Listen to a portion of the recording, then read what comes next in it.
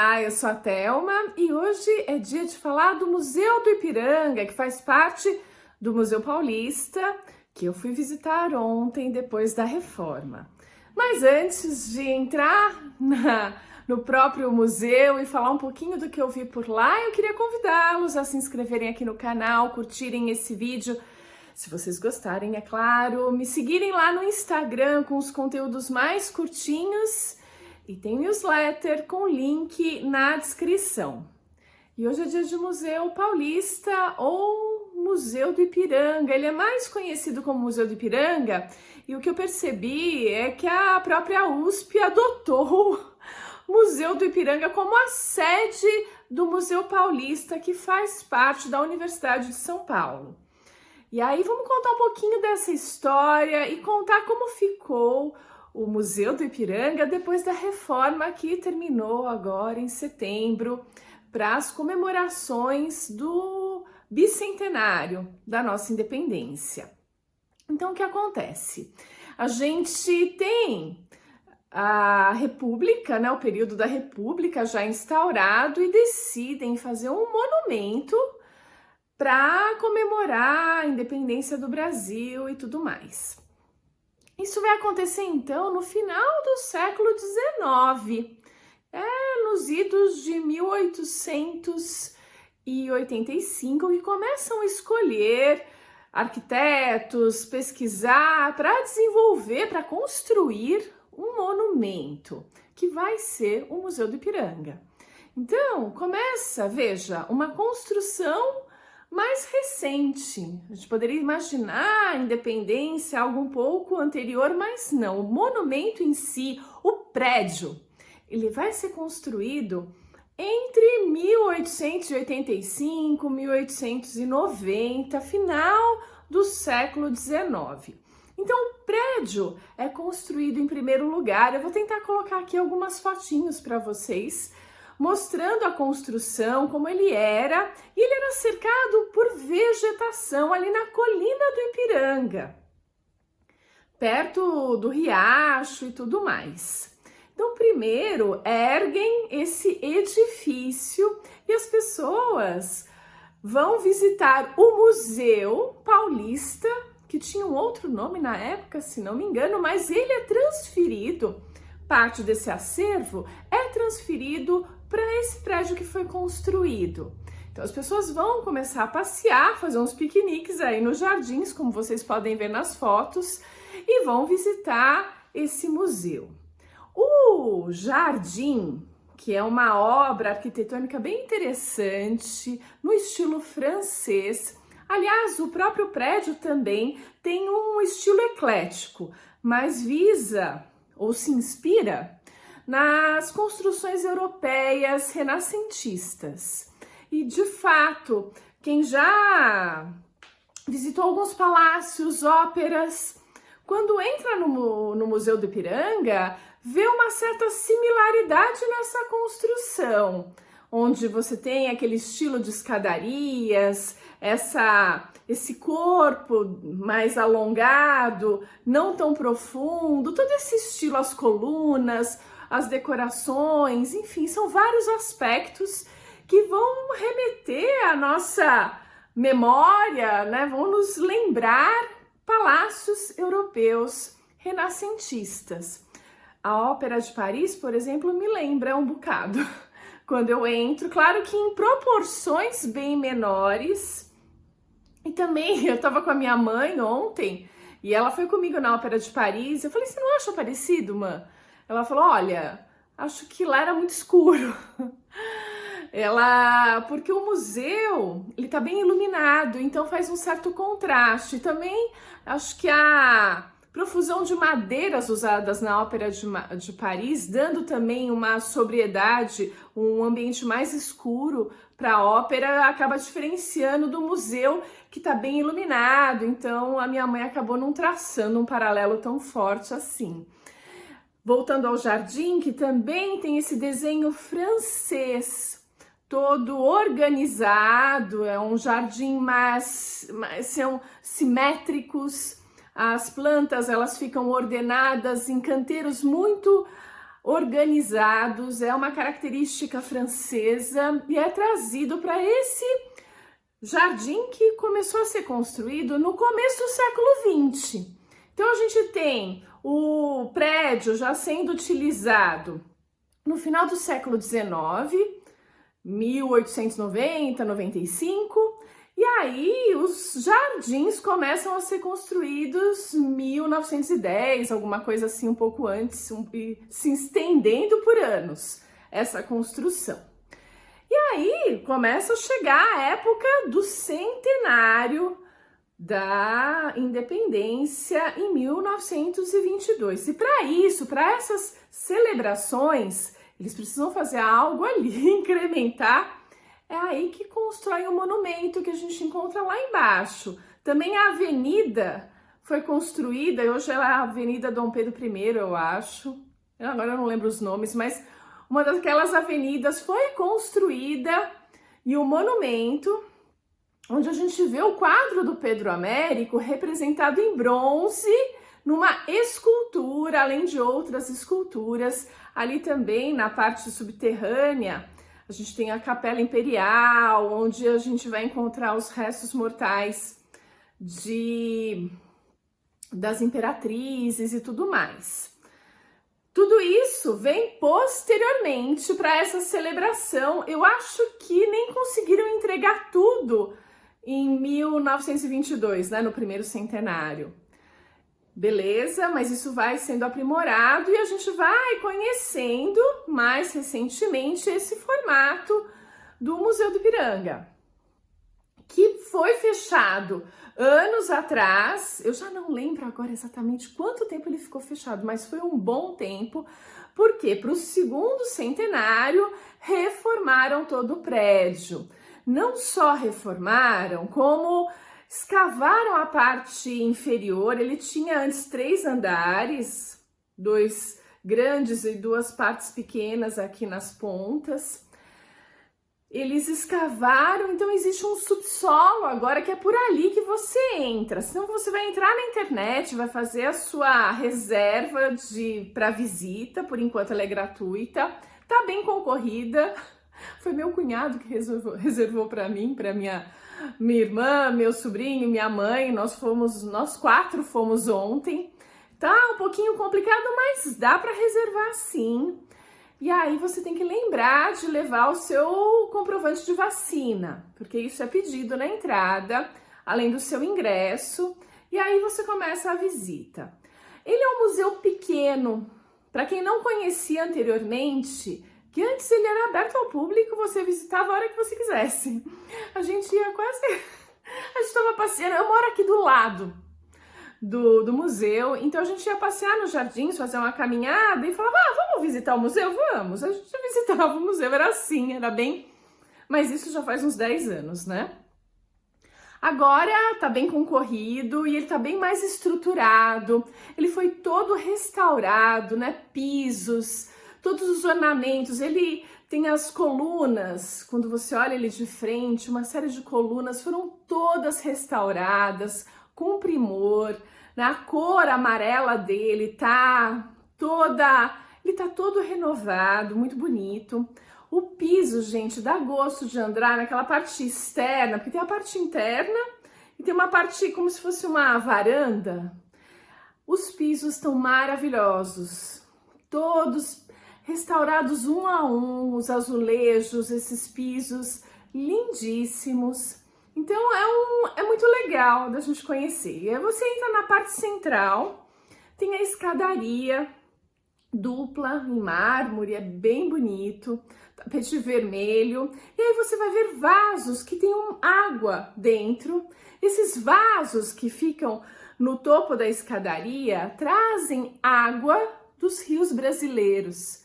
É super interessante. Então eu passei pelo Rio Amazonas, pelo Rio Negro, pelo Rio Paraguai, pelo Rio Paraná. Foram esses que eu consegui identificar.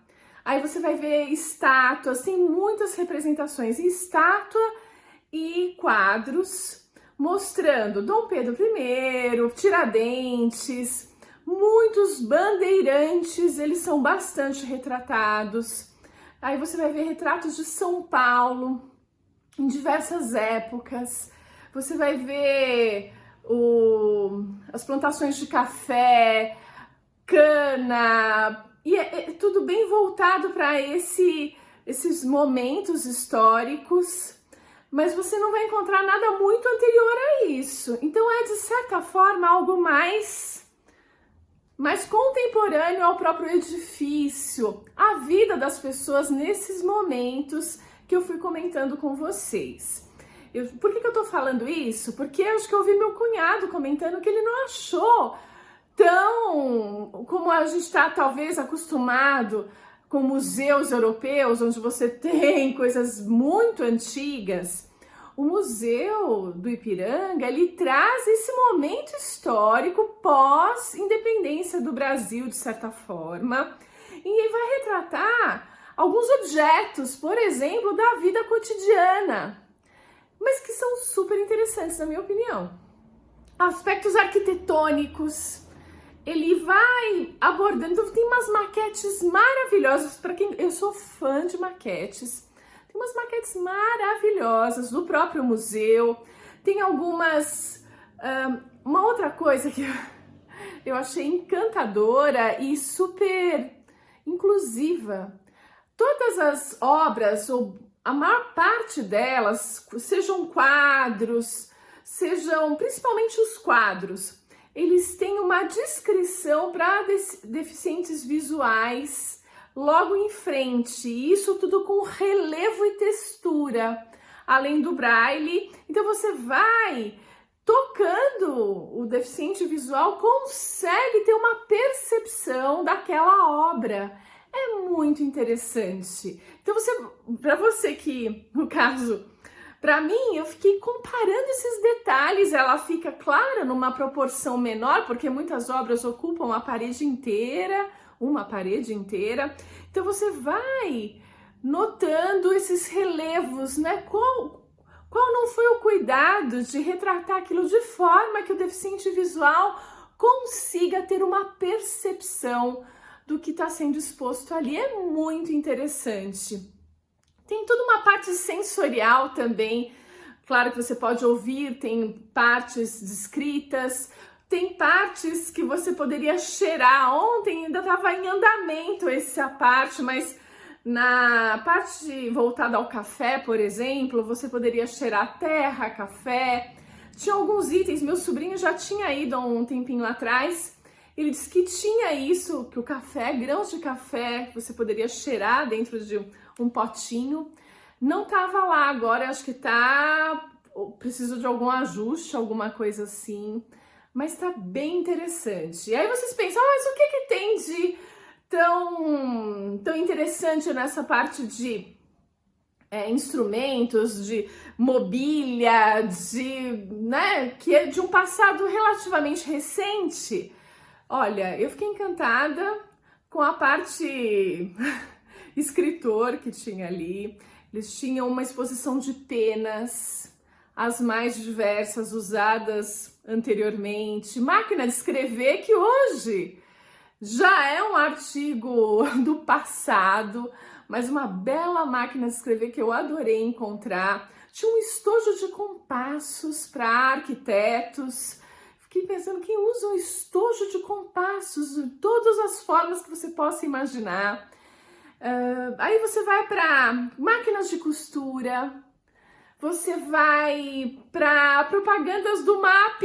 Então tem propagandas que eram veiculadas nessa época. Então são coisas que fogem muito do nosso habitual. Vocês devem estar pensando, o que é mapping? Muitas pessoas podem se perguntar. Era uma loja de departamentos que existia aqui em São Paulo. Minha mãe trabalhou no mapping, olha só. Para ela ficou, nossa, olha o mapping aqui. Então tem propagandas usadas na época, usadas no começo do século XX, meio do século XX, bem interessantes, onde você passa a mão e tem relevo. Então tem uma moça vestindo um casaco de pele, e quando você toca, tudo tem relevo, a vegetação tudo, eles fizeram tudo com essa possibilidade de você tocar para o deficiente visual, ter uma percepção do que está acontecendo ali. E para você que não é, e você toca também, é surpreendente. Você vê um cartaz de uma outra forma. É muito legal. Tem chocadeira, olha que coisa louca. Tem os armários mais interessantes, geladeiras, ferros, tem ferro de passar roupa, tem um armário de ferros de passar roupa, desses que você colocava a brasa dentro. A minha avó usou esse tipo de ferro. Tinha na minha casa um pequeno de brinquedo, que era, né, uma miniatura, mas você vai ver tudo isso que hoje faz parte de um passado que parece remoto, mas não é tanto, é do século passado. Então é um museu interessante? Sim, é um museu muito interessante, ele é pequeno, mas devo dizer que ontem a gente tem 1 hora para visita, em média, e para a gente foi bem cronometrado isso, porque a gente foi às 4, era a nossa entrada, e o museu fecha às 5. Então a gente teve que ver em 1 hora mesmo, não deu tempo de ficar um pouco mais. Eu preciso voltar outras vezes, mas isso então temos tempo, né? Agora tá no frescor da novidade, então muita gente quer ir, tá difícil conseguir ingresso, ainda é gratuito e tudo mais. Mas mais pra frente pretendo voltar para poder ver com calma, apreciar essa mistura de obras de arte, essas descrições feitas para os deficientes visuais, essa preocupação que as pessoas tiveram, a restauração do ambiente, que tá muito bonita, tá tudo muito bem feito. Claro que tem o quadro do Pedro Américo, que ocupa a sala principal no 2º andar.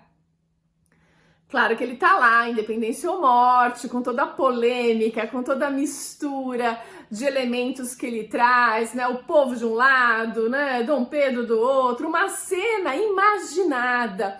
Ali é interessante a gente notar que os pintores, eles fazem suas obras depois das cenas acontecidas, então eles trazem um pouco do que foi pesquisado, do que é imaginado e retratam de uma determinada forma. Ele não é algo ipsis literis, né? Aquilo aconteceu exatamente daquela forma. Não, é uma representação. As obras de arte normalmente são essas representações. Então lá, por exemplo, a gente vai encontrar a princesa Leopoldina com os filhos, muito bem retratada, bonita, e Dom Pedro II no colo dela. Mas é uma representação feita anos depois pelo artista, e o que traz, o que tipo de informação essas representações nos trazem. É muito interessante a gente pensar sobre isso, e é tudo isso e muito mais que você vai ver no Museu do Ipiranga, no novo Museu do Ipiranga, renovado. Aí quando você sai pela parte inferior, da mesma forma que você entrou pelo subsolo, você sai pelo subsolo. Os jardins, eu não tive tempo de olhar com calma, mas ele tá foi renovado também. As fontes estão funcionando, elas estão muito mais modernas do que elas eram. Há muitos anos elas não funcionavam mais. Não é nem no momento que ficou fechado. Antes mesmo de fechar o museu, as fontes já tinham parado de funcionar. E agora elas voltaram com todo um estilo, cores, luzes. Então o museu, gente, está bem bonito. Super recomendo a visita. E é uma visita também a um passado mais recente, porque o monumento em si é recente. Se a gente pensar bem, a nossa independência também, né? Ela é um tanto recente, de 200 anos para cá. Então é isso. Eu fico por aqui e a gente se vê no próximo vídeo.